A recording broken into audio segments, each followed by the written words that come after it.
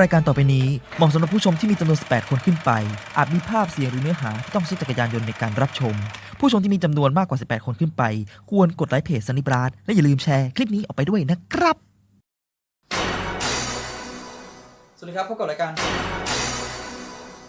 สวัสดีครับพบกับรายการสวัสดีครับพบกับรายการยัง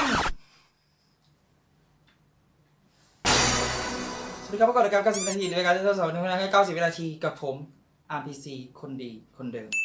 สำหรับใน EP นี้นะครับเราจะมาเริ่มกันที่เสียง throat bass นะครับเสียงเป็นยังไงเหรอเสียงมันเป็นอย่างนี้ครับ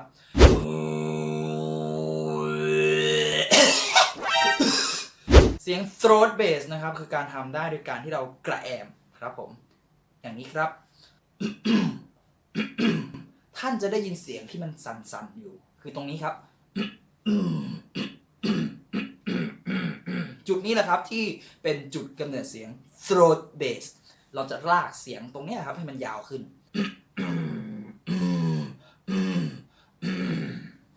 throat bass เนี่ยถ้าท่านอยากให้มันเป็นเสียงต่ำหย่อนเส้นเสียงต่ำๆอ้าปากให้มันกว้างนิดนึงครับ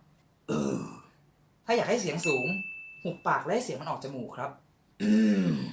เราไปนำไปฝึกฝนกันดูครับเสียงนี้ท่านจะเก็บคออยู่จิบน้ำเยอะนะครับผมสำหรับ90 วินาทีบีทก็ต้องขอม้าตามไปที่หลังเพราะว่าลาไปก่อน